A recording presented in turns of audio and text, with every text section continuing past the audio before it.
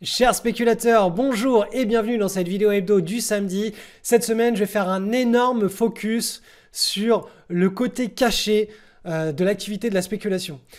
Probablement, vous regardez cette vidéo ou plein d'autres et vous passez de nombreux trades et vous rendez compte qu'il y a un monde entre ce que vous vivez, c'est-à-dire vous faites on va dire, une opération sur deux qui va être gagnante, perdante, et votre compte de bourse vivote comme ça, soit vous prenez des pertes, soit vous prenez des petits gains, des petites pertes, mais vous n'arrivez pas à créer un gros décalage à la moyenne.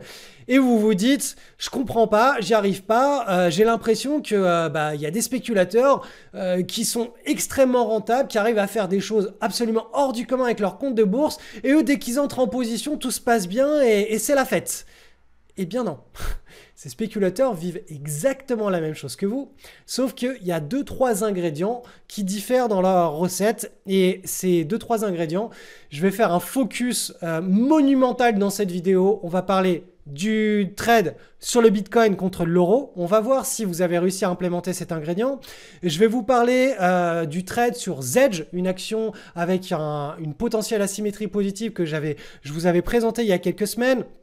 Et je vais vous faire un condensé de la psychologie que le spéculateur doit avoir en fonction des cycles de marché en dernière partie de vidéo. Donc vraiment, je pense que cette vidéo, si vous la suivez jusqu'au bout, c'est l'une des plus importantes de votre vie de spéculateur si vous voulez faire de la spéculation, du boursicotage, si vous voulez prendre position sur les marchés financiers. Essayez de noter les 2-3 clés que je vais vous délivrer dans cette vidéo et de les implémenter au maximum puisque c'est simplement ces 3 petites clés qui font une énorme différence à la fin. Et vous allez voir que tout joue sur l'acceptation de la réalité du capitalisme, l'acceptation des statistiques, l'acceptation du fait que quand on passe une opération, la plupart du temps, on passe son temps à gérer soit un petit trade perdant, soit un petit trade neutre, soit un petit trade gagnant. Et ces 3 situations-là s'annulent. À la fin, on n'a pas de gain, on n'a pas de perte, on est flat, mais que c'est grâce au fait de s'exposer à tout ce bruit de marché, à tous ces trades, entre guillemets, que l'on pourrait associer à du bruit, même si on a été extrêmement sélectif, on peut les associer à du bruit en termes de performance dans notre track record, eh bien on arrive à capturer les 15 ou 20% de trades qui, eux, font des marches d'escalier monumentales dans notre track record, dans nos performances de portefeuille. Donc voilà, je vais essayer au mieux de vous communiquer, de partager avec vous ce mindset et de vous recabler sur cette vision des choses parce que en réalité, c'est cette vision d'un écosystème à 1000 trades qui compte le plus quand vous faites de la spéculation. C'est parti. Allez, on est parti pour l'analyse du Bitcoin contre de l'USD et après on repassera sur le potentiel trade de la semaine dernière sur le Bitcoin en euros. Je vous expliquerai ce qui s'est passé. Alors déjà, première chose, on est clairement en bull market depuis la semaine du 13 mai. Pourquoi? On a cassé le pivot, on est sorti du canal baissier, on a fait une large base et on est sorti. Donc ça veut dire qu'on passe dans des conditions de marché haussier. Est-ce qu'il y a un trade à prendre ici? De mon point de vue, non, c'est pas comme ça que j'opère. Par contre, bien entendu, quand on se retrouve dans des conditions de bull market, effectivement, vous pouvez renforcer, si vous en avez en portefeuille, c'est un moment où vous pouvez vous exposer un petit peu plus, mais c'est de mon point de vue pas un trade, c'est pas des endroits où on met en place des trades spéculatifs. L'idéal pour un trade spéculatif, c'est ce que je vous ai dessiné en vert depuis plusieurs mois. Là, je vous ai écrit scénario idéal pour trade du cycle haussier, il faut qu'on latéralise, en sortie de base, il faut qu'on latéralise et qu'on break. Et là, on aura une situation idéale pour prendre un trade haussier. Je parle de trade cyclique, un trade où on s'expose pendant plusieurs mois à surfer une tendance. Donc, c'est un trade qui est soit en hebdomadaire, soit en journalier, mais basé sur une pattern en hebdomadaire où on voit bien que la volatilité s'est contractée et idéale pour prendre le trade. Et c'est exactement ce qui s'est passé pendant le dernier bull market. On avait cette zone-là et cette zone-là. Là, ici, on avait toute cette zone-là. Alors ça, vous pouvez tout simplement vous référer aux vidéos hebdo de 2020 dans lesquelles j'achète du Bitcoin. Je crois que je l'avais nommé comme ça. Mais vous voyez qu'ici, là, on avait un signal de top départ. On le voyait en daily, ce trade. Mais la pattern en hebdo, vous voyez que là, la volatilité était extrêmement contractée. On s'était extrait d'une large base sur un breakout. La deuxième pattern était ici. On était vraiment sur quelque chose d'idéal. Et même ici, là, on avait une volatilité qui était extrêmement faible en hebdomadaire. Ici, et ici en journalier. Donc là, vraiment, ça, c'est des conditions qui sont idéales pour prendre un grand trade cyclique. Après, au sein d'un cycle ou au sein d'une vague d'impulsion, on peut avoir des opportunités en passant sur des unités de temps inférieures. Typiquement sur du journalier, du 4 heures, du 2 heures. Donc là, je vous avais expliqué que sur le Bitcoin, contre de l'USD, quand on mettait les bandes de Bollinger, on n'avait pas de pattern en journalier parce que voilà, la pattern était trop courte, donc il fallait passer sur du 4 heures. Donc si vous preniez ce trade-là sur Bitcoin contre USD, c'était contre du 4 heures, vous atteignez le R1, la position a été neutralisée, trade gratuit, vous sortez break-even. Sur 50% de la position, vous avez pris un gain, 50% vous êtes break-even, ok, on n'en parle plus, c'est claqué. Je vais passer maintenant sur le trade Bitcoin contre euro, où lui on était sur une pattern en journalier. Donc, deux possibilités ici. La première possibilité, vous avez pris la position sur le break ici du pivot. Donc, qu'est-ce qui se passe? Vous mettez votre stop en dessous le dernier creux, vous êtes pris, vous tapez le R1, vous neutralisez la position, donc soit vous prenez des gains, soit vous restez simplement en position mais avec un break-even sur un stop break-even sur votre entrée en position, vous vous faites sortir sans perte ni gain. Soit vous prenez le trade sur la validation du breakout, donc en post-breakout, là à ce moment-là, vous vous retrouvez avec un trade perdant. Je le répète, pour ceux qui m'écoutent depuis de nombreuses années, les trades perdants, c'est ce qui nous permet de nous exposer aux trades gagnants. Et idéalement, eh bien, quand on a un trade perdant, on perd une unité. Mais quand le trade gagnant part, on prend 5, 6, 7, 10, 15 unités. Donc, les trades à asymétrie positive, c'est ça le but du jeu. C'est de tout simplement mettre en place de nombreux paris avec des asymétries positives. Donc, il y a des lois des séries. Parfois, quand on est dans de très bonnes conditions, vous allez placer 10 paris et les 10 vont être gagnants d'affilée parce qu'on sera vous aurez sélectionné extrêmement bien vos trades et vous serez dans des conditions de bull market où tout sera tiré vers le haut. Parfois, vous allez avoir des trades gagnants, des trades perdants, des trades gagnants, des trades perdants. Et grosso modo, les gains vont éliminer les pertes et vous allez neutraliser la performance de votre portefeuille. Et de temps en temps, vous allez enchaîner 2, 3, 4 trades perdants. Donc, c'est ça qui va créer des petits drawdowns dans votre portefeuille. Mais comme vous gérez bien votre risque et que vous ne faites pas all-in sur chaque trade, voilà, ce sera les petites pertes qui seront au sein de 100 ou 1000 trades, simplement des petites courbes de décroissance au sein d'une grande courbe de croissance de votre portefeuille. Donc c'est comme ça qu'il faut visualiser la bourse, le trading, la spéculation. Il faut visualiser chaque opération comme faisant partie intégrante d'un écosystème de 1000 opérations. Et il ne faut pas s'attacher à une opération en particulier. Donc voilà, pour tous ceux qui ont pris le trade sur le Bitcoin contre l'euro au moment du breakout, bon, là, voilà, c'est un trade neutre basique. Ceux qui l'ont pris en post-breakout, ça fait partie des trades perdants. Et ceux qui l'ont pris sur Bitcoin contre USD, c'était sur du 4 heures. Là, c'était forcément un trade flat, trade gagnant, ou les deux, c'est-à-dire 50% de revente sur le R1 et 50% de revente break-even sur le niveau de prise de position.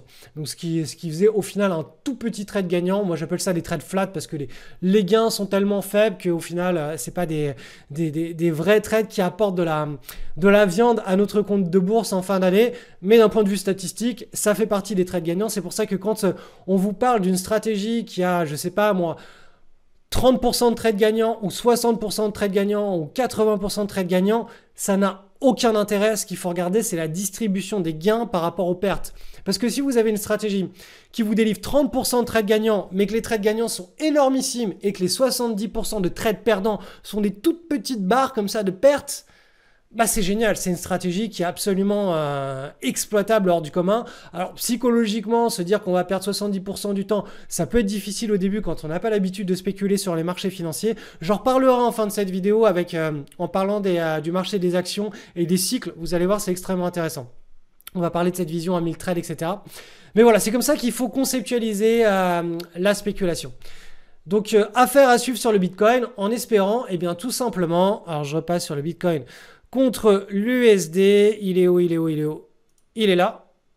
Voilà, en espérant qu'on assiste là à cette belle consolidation, scénario idéal pour trade de cycle haussier, où là on pourra vraiment s'exposer à un potentiel sur le long terme et non pas à un petit trade très rapide à court terme avec en espérant une poussée spéculative à court terme sur un trade qui n'est pas tenable sur le long terme.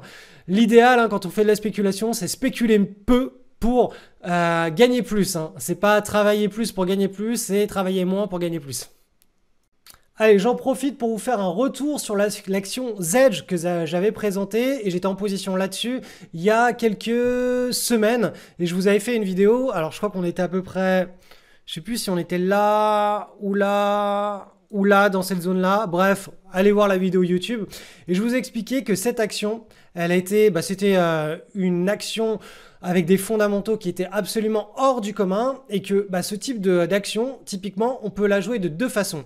Vous savez qu'en bourse, la plupart des boursicoteurs achètent des actions qui sont spéculatives, c'est-à-dire dont les fondamentaux sont absolument pourris. Ils n'arrivent pas à couper leur position et du coup, ils gardent sur le moyen long terme des actions, des entreprises en portefeuille qui ont des fondamentaux pourris. Donc, l'idée pour reverse tout ça, c'est d'acheter des actions qui ont des fondamentaux extraordinaires. Et comme ça, si vous êtes un mauvais boursicoteur qui n'arrivez pas à couper vos positions, eh bien, quand vous prenez le trade là, si le trade tourne mal et que vous n'arrivez pas à couper la position et que vous restez en position, eh bien, c'est quelque part un pile je gagne. Donc, si le trade part bien, vous gagnez. Face, je ne perds pas ou je ne perds pas grand chose. Entre guillemets, eh bien, si vous conservez une action sur du très long terme ou sur du moyen terme, sur quelques années, qui a des fondamentaux exceptionnels et qui a une valorisation qui est au ras des pâquerettes, eh bien, si vous vous êtes trompé sur le timing et que vous gardez ce type d'action en portefeuille, donc là, ça baisse, eh bien, sur le moyen long terme, vu que l'action est hors du commun et qu'elle est valorisée au ras des pâquerettes, elle a de grandes chances pour repartir à la hausse. Donc ça, ce type de trade, moi je suis pas extrêmement à l'aise avec ça parce que j'ai vraiment l'habitude de spéculer avec des prises de position, du timing. Une fois que j'ai atteint mon R1, je coupe la position si on revient sur le break-even et je suis prêt à reprendre une position derrière si on a un nouveau setup. Ça a toujours été ma façon de faire. Je vais vous en parler juste après. Mais il y a une autre façon de faire qui, de mon point de vue, profiterait à 95% des boursicoteurs qui n'arrivent pas à couper leurs pertes rapidement et qui conservent des positions entre guillemets perdantes. Ils transforment un trade à court terme en trade à moyen long terme. Eh bien, si simplement ils se focalisaient sur des actions qui sont de grande qualité, avec des marges qui ont un avantage compétitif, qui est une rentabilité des capitaux employés, qui ont des profits qui sont croissants sur les dernières années, sur les derniers trimestres, une croissance pareil qui est croissante, un chiffre d'affaires qui est croissant, qui ont peu d'endettement, qui ont des capitaux propres qui augmentent, qui ont une valorisation boursière qui est extrêmement faible. Si simplement ils se consacraient sur ce type d'action et qu'ils entraient au mauvais moment, le fait de ne faire que rentrer au mauvais moment, mais en se construisant un portefeuille avec que des bonnes actions qu'ils ont entrées au mauvais moment, ça leur permettrait d'avoir un super bon portefeuille. Donc ça, j'en parlerai l'année prochaine dans l'école. Je suis en train de développer une nouvelle approche complète autour de cette notion de pile, je gagne fort, face, je gagne pas. Ça va être, vous allez voir comment ça va être structuré. Mais moi, je suis plus dans la logique. Après, c'est mon côté spéculateur et je vais vous expliquer le trade ici. Alors, ce trade-là, c'est du cas d'école pour un spéculateur, à savoir soit le mouvement part et je neutralise très rapidement la position pour pas me prendre un retour de bâton, soit le mouvement part pas et je me fais exécuter sur le stop. Donc là, typiquement, la zone de prise de position, c'est soit ici, soit là, soit les deux. Vous pouvez faire un pyramidage à l'entrée. Donc quoi qu'il en soit, vous avez la zone de breakout avec des volumes en augmentation ici. Puis ici, vous avez tentative de breakout validé. Donc qu'est-ce qui se passe? Vous collez un stop soit sous le dernier creux, soit ici. Et dès qu'on atteint le R1, donc on va dire hop, ici et ici, dès qu'on atteint le R1, la position est neutralisée. C'est-à-dire là, le R1 est atteint ici. Donc le R1, c'est ce que vous êtes prêt à perdre. Dès que vous le gagnez, vous neutralisez le trade de manière à tout simplement être safe. C'est-à-dire que si le trade se retourne, vous ne pouvez plus perdre d'argent. Et je vous recommande même de prendre une partie de vos bénéfices sur le R1 pour vraiment être très safe et vous dire psychologiquement, vous avez gagné de l'argent sur le trade, quoi qu'il se passe, vous avez gagné de l'argent et le reste de la position est neutralisé. Donc là, qu'est-ce qui se passe? Bam, bam, bam. on repart ici, là, vous êtes neutralisé, vous êtes coupé sur le R1. Soit c'est un trade qui a été à moitié gagnant, à moitié neutre, soit vous n'avez pas pris vos gains sur le R1. Et là, vous avez un trade qui est 100% neutre. Et donc après, voilà, ça c'est cool. Je le répète, ça c'est de la spéculation, ça réclame une compétence, un suivi des marchés. Si vous n'avez pas été capable de couper la position parce que vous n'avez pas de plan de trade, vous ne savez pas spéculer, le fait de s'exposer, de prendre des positions sur des actions qui sont, je le répète, hors du commun, ça permet tout simplement de rester de se construire un portefeuille sur le moyen long terme avec des actions qui sont hors du commun. Et comme ça, entre guillemets, vous êtes dans une logique, bon bah, pile, j'ai pas gagné, mais face, je vais quand même, ou j'ai un potentiel de gain qui reste absolument hors du commun. Donc voilà, ça c'est une logique qui profiterait, je pense, à beaucoup de spéculateurs qui ne savent pas, à beaucoup de boursicoteurs qui ne savent pas spéculer, qui pensent savoir spéculer mais qui ne sont pas capables de tout simplement couper rapidement leur position quand le mouvement ne part pas. C'est ce qu'on a vu juste avant hein, sur le Bitcoin, hein, côté contre de l'USD ou de l'euro. Quand le mouvement part, il faut très rapidement protéger sa position. Et c'est ça la spéculation. C'est tout simplement, vous allez avoir 15% de trades qui vont vraiment être des puissants accidents positifs, qui vont vraiment décoller, partir très très fort, très très loin. Et tout le reste de vos opérations, concrètement, ça va être de la gestion de trade, de la gestion de petits gains, petites pertes, trade flat. Ok, je fais un petit gain, je fais un petit trade perdant, je fais un petit trade flat. C'est 75% de vos trades, on va dire même 85% de vos trades, c'est que de la gestion de trades qui vont nulle part. Je sais que c'est très dur à accepter et c'est pour ça que d'ailleurs il y a aussi peu de spéculateurs qui sont rentables sur les marchés parce qu'à chaque fois qu'on entre sur une position, on est persuadé que ça va être le mouvement de l'année. Mais dans 75% ou 85% des cas, ce ne sont que des petits mouvements, entre guillemets, qu'on pourrait considérer comme être du bruit de marché. Et c'est la réalité des marchés financiers. Il faut l'accepter. Et en l'acceptant et en tradant, entre guillemets, ce bruit de marché, on arrive à capturer les 15%, les 20% de mouvements qui sont exceptionnels et explosifs. Donc voilà, c'est une vidéo cette semaine où je parle et je répète et j'essaie d'ancrer en vous cette vision des marchés parce que si vous ne l'avez pas, je ne vous recommande pas de spéculer avec de l'argent réel en bourse. Analyse du SP500 avec une semaine de pause. On arrive sur la zone de résistance de ce joli triangle. On est sur la bande supérieure de Bollinger en hebdomadaire. Donc là, concrètement, on est sur un point dur. Donc voilà. Moi, le scénario que j'attends sur les prochaines semaines, on va dire mai-juin, c'est une contraction de la volatilité avec des cours qui idéalement suivent la petite ligne bleue que j'ai mis. Et puis, si on a le break par le nord, ce serait des conditions de nouveau cycle haussier. Et si on commence à aller beaucoup plus bas vers le bas du triangle, on reste en range market, en plein milieu du range. Mais voilà, les conditions de volatilité sont de plus en plus propices à ce qui pourrait générer derrière un mouvement significatif. Alors soit à la hausse, soit à la baisse. Mais rappelons que sur du très long terme, en trimestriel, on est toujours sur un flux qui est très haussier, qui est très acheteur. Depuis la crise des subprimes, on est en plein bull market avec des marches d'escalier en plein bull market. Et là, on est à nouveau ici en train de rebondir sur le support dynamique de la moyenne mobile à 20 trimestres. Donc là, on est toujours dans des conditions de bull market tant que ce support tient, la moyenne mobile à 20 trimestres. Et ce qui permet de définir bull market ou marché en range, voire marché baissier. Bien entendu, si on casse cette moyenne mobile ici à 20 trimestres, on se retrouvera dans le scénario numéro 2, non pas le scénario numéro 1 qui est la continuation, mais le scénario numéro 2 qui est davantage, voilà, je vais le réajuster un petit peu au goût du jour. Hop. Donc, quelque chose comme ça. Voilà. Donc, scénario numéro 2, marché baissier, marché haussier, marché baissier, bien sûr. Un gros range comme ce qu'on a eu entre 2000 et 2013. Pour le moment, voilà, c'est pour ça qu'on peut rester optimiste. Tant qu'on est dans cette dynamique de scénario numéro 1, quand on descend sur les unités de temps inférieures, on a cette image de marché haussier, on descend en dessous et on se dit, ok, donc ça c'est une grande consolidation et si on break vers le haut, ça voudrait dire tout simplement qu'on continue le flux acheteur trimestriel avec la continuation du bull market de l'ère numérique depuis 2008.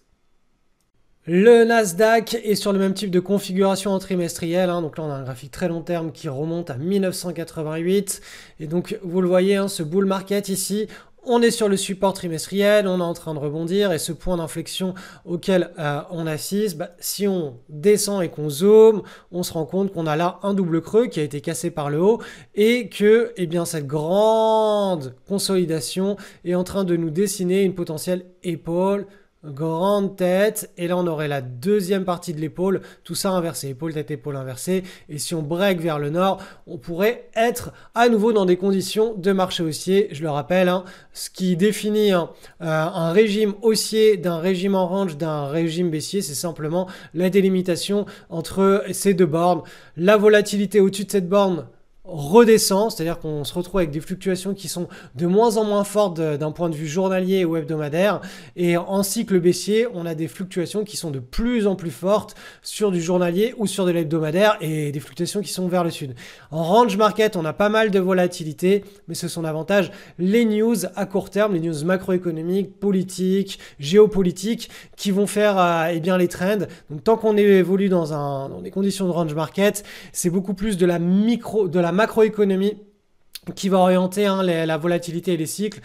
Et en marché haussier, on le sait tous, les mauvaises nouvelles sont très rapidement oubliées, les bonnes nouvelles sont très largement amplifiées, ce qui permet d'avoir un consensus de marché qui est entre guillemets moutonnier, qui est celui de la hausse, uniquement la hausse. Et même si on se retrouve avec un attentat, on l'a déjà vu dans de nombreux cas, l'attentat il a un impact on va dire entre une séance et une semaine sur les cours boursiers, et puis après derrière les cours boursiers reprennent très rapidement leur chemin vers le grand nord, leur chemin de bull market. Donc voilà, pour le moment on est toujours dans des conditions de range market, à savoir que si d'un point de vue géopolitique, macroéconomique, on a des tensions, très probablement que cette résistance n'arrivera pas à être passée, on retombera, mais vous l'avez vu, sur du très long terme, en trimestriel, on a toujours là cette grande dynamique qui reste celle d'un grand bull market haussier, tant que le support dynamique à 20 trimestres tient. Donc tout ça pour dire que quand on spécule sur les marchés financiers, il ne faut pas s'attendre à avoir le même type de rentabilité quand on est dans une jambe haussière, c'est-à-dire dans ce type de conditions-là, là ou là, que dans des conditions où on est dans des gros ranges, c'est-à-dire là, ici, ou encore comme ce qu'on a depuis décembre 2021, ici. Donc vous voyez, il y a des périodes, ce que j'appelle moi de chômage technique pour le spéculateur, où voilà, quand on est dans des gros ranges comme ça, on va avoir peu d'opportunités, en tout cas on va en avoir moins et elles vont durer moins longtemps. Donc quand on a des rebonds au sein de ces ranges, comme ici là, pendant toute cette période, ici, on va trouver des trades, notamment des swing trades en daily, on va réussir à en surfer quelques-uns, mais les swing trades en hebdo qui nous permettent de nous exposer plutôt à ces belles jambes haussières, on va en trouver beaucoup moins, les mouvements seront moins porteurs, l'espérance de gain sera moins grande, donc il va falloir être beaucoup plus serré. C'est pour ça que pendant ces conditions de marché où vous voyez tous les ronds verts, on va avoir un money management qui sera beaucoup plus défensif. Tandis que toutes les flèches là qui sont violettes, on a des conditions de marché qui sont celles typiques des marches haussiers. On va pouvoir doubler, tripler, quadrupler, faites comme vous voulez. C'est votre money management, mais vous pouvez être beaucoup plus agressif. Donc l'idée de ce que je vous présente chaque semaine dans cette vidéo hebdo du samedi, c'est simplement de définir, c'est pas de faire Madame Irma, c'est de définir dans quel type de conditions de marché on est pour que vous puissiez adapter à la fois votre exposition au risque, votre money management, et avoir des attentes qui soient réalistes. C'est-à-dire que là, on n'arrête pas de baisser depuis depuis janvier 2022. Effectivement, depuis 1 an et demi, ça va être compliqué depuis 1 an et demi de s'attendre à faire des performances extraordinaires en bourse. Je veux dire, si juste on sauvegarde notre capital, c'est déjà une très très très bonne chose. Ça veut dire que vous êtes un excellent spéculateur et vous êtes capable de faire la part des choses entre les bonnes conditions de marché dans lesquelles vous allez pouvoir être actif et les mauvaises conditions de marché dans lesquelles il va surtout pas falloir essayer de forcer le trade ou trouver des opportunités là où il n'y en a pas. L'activité de spéculateur, je le répète, mais c'est en gros se tromper 50% du temps. Donc l'idée c'est que quand on se trompe 50% du temps, soit c'est des toutes petites pertes ou des tout petits gains, ou des trades flats, soit c'est des petites pertes qui sont maîtrisées avec un niveau de risque qu'on a défini à l'avance. Et les 50% du temps où on a raison, ça va être mitigé entre des petits gains, des gains moyens et quelques gains hors du commun. Mais à chaque fois qu'on prend un trade, bien entendu qu'on ne va pas avoir des retours sur investissement qui est extraordinaire. Si c'était comme ça, la bourse serait facile, la spéculation serait facile et tout le monde serait riche en spéculant sur les marchés financiers. Voilà, il y a une psychologie à avoir, il faut accepter d'avoir faux, de prendre des pertes pour pouvoir prendre des gains, chose que le système nous a enseigné comme étant une horreur. Je veux dire, si vous avez faux, quand vous faites des exercices, si vous avez faux, vous avez une mauvaise note, vous avez des points qui sont négatifs, qui comptent en moins, vous partez d'une note de 20 sur 20 et à chaque fois que vous avez des points, vous avez faux, eh bien, vous prenez des tartes. Là, sur les marchés financiers, il faut avoir faux pour pouvoir gagner. C'est ça la logique de la spéculation. Et ça, c'est extrêmement difficile de s'ancrer ça dans ses schémas neuronaux, de reconstruire tout son circuit neuronal en acceptant et en épousant cette réalité. Donc voilà, vous êtes très nombreux à regarder cette vidéo chaque semaine. C'est la spéculation, j'essaie de la démocratiser, de vous expliquer un petit peu comment ça marche. Donc c'est bien beau de faire des analyses de sentiments de marché sur les indices, sur l'or, sur certaines actions, etc. Mais la réalité de la spéculation derrière, c'est qu'il faut vraiment recabler vos schémas neuronaux et apprendre à ce qu'est au quotidien l'activité de spéculateur. Donc c'est pour cette raison que ma vision des choses, moi, c'est de faire du Pareto, c'est-à-dire 30 minutes par jour, vous lancez vos screeners quand les marchés sont fermés et le reste du temps, vous n'y pensez pas. C'est parce que si en plus, vous devez trader toute la journée derrière des écrans, prendre des multitudes d'opérations, etc. Là, il y a toutes les émotions qui vont vous envahir. Je veux dire, l'être humain n'est pas du tout fait ou câblé pour ça. Il y a peut-être 0,001% d'êtres humains capables de faire du day trading, je veux dire, de manière efficace sur plusieurs années, hein, pas juste faire 1, 2, 3 semaines ou 2, 3 mois avec des gains intéressants. Ça, tout le monde est capable de le faire. Si vous tombez là pendant une jambe haussière et que vous tombez, vous avez la chance de tomber sur les actions qui montent bien, vous allez peut-être pendant 2, 3, 4 semaines avoir de très belles performances, mais vous allez aussi peut-être tout reperdre une 5e ou une 6e semaine ou tout simplement tout reperdre pendant ces périodes de marché qui ne sont pas propices parce que vous allez continuer à prendre des paris alors que c'est pas le moment. Donc voilà, l'activité de spéculation, quand on l'associe à un minimum de temps, donc à un minimum d'émotion. Vous savez, plus vous passez de temps à faire une activité ou à fréquenter une personne, plus vous allez développer une histoire avec, plus vous allez développer des émotions. Et le moins vous passez de temps avec cette personne ou à une activité, et le moins vous allez créer de relations émotionnelles, de grosses attentes, etc. C'est un petit peu ça l'idée de la spéculation. C'est d'allouer un temps qui soit minimal, que ce temps minimal il soit extrêmement efficace en termes d'efficience, de rentabilité, d'écosystème, d'implémentation, mais qu'il soit minimal en termes d'histoire et d'émotion que vous créez avec lui. Donc c'est pour cette raison que la spéculation en swing trade, moi ce que j'appelle daily, donc c'est sur une unité de temps, en journalier ou en hebdomadaire encore mieux, eh bien c'est du Pareto, c'est en ligne totale avec les émotions humaines, avec l'être humain, et c'est quelque chose que je pratique depuis plus de 15 ans avec beaucoup de bonheur. Et bien entendu, il y a des périodes, comme c'est le cas depuis 1 an et demi, où il se passe pas grand-chose, mais il faut juste l'accepter. Et c'est pas parce que vous êtes un mauvais spéculateur, c'est pas parce que les marchés ont changé, non, c'est parce que c'est comme ça, ça arrive régulièrement, qu'il y a des longues périodes pendant lesquelles il n'y a rien à faire, faut juste l'accepter, c'est du chômage technique.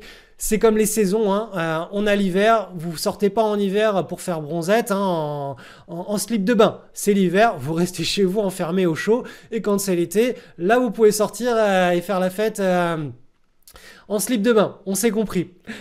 Sur ce, si vous n'êtes pas abonné à ma newsletter privée, je vous invite à vous y inscrire, le lien est en description. Je partage des choses dont je ne parle pas dans la vidéo hebdo du samedi. Ça va vous permettre de découvrir d'autres facettes de la spéculation avec des cas pratiques. J'envoie pas des mails toutes les semaines ni tous les jours, c'est certaines semaines seulement, donc si vous ne voulez pas les louper, le lien est en description.